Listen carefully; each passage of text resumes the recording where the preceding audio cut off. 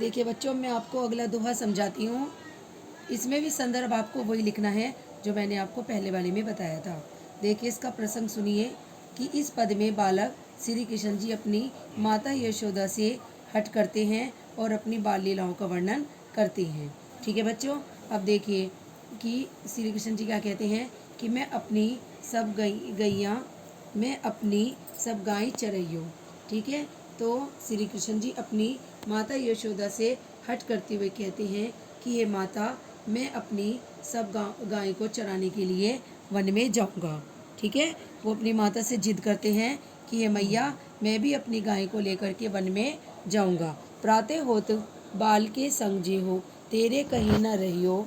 आगे वो कहते हैं कि हे माता, मैं सुबह होते ही यानी प्रातः होते ही मैं अपने बड़े भाई बलराम के साथ गाय चराने के लिए चला जाऊंगा और तुम्हारे रोकने पर भी मैं नहीं रुकूंगा। यानी अगर तुम्हें जो रोकोगी तो भी मैं नहीं रुकूंगा।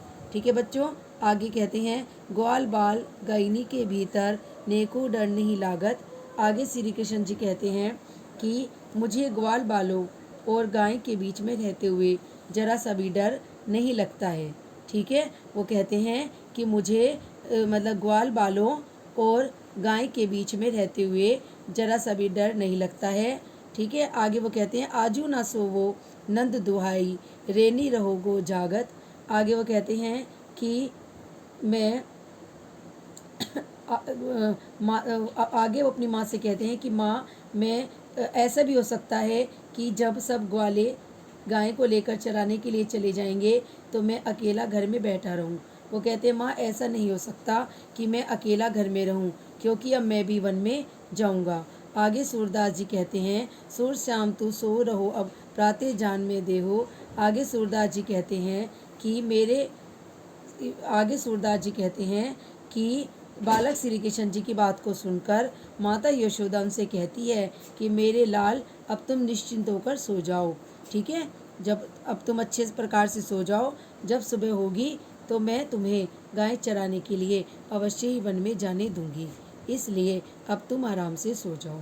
ठीक है, माता अपने पुत्र को समझाने का प्रयास कर रही है। ठीक है बच्चों, आपको अच्छे से समझ में आ गया। अब देखिए इसका काव्यगत सौंदर्य। प्रस्तुत पद में गाय चराने के लिए किए गए श्री कृष्ण के बाल हट का सुंदर और मनोहारी इसमें वर्णन बहुत ही अच्छी प्रकार से हुआ है।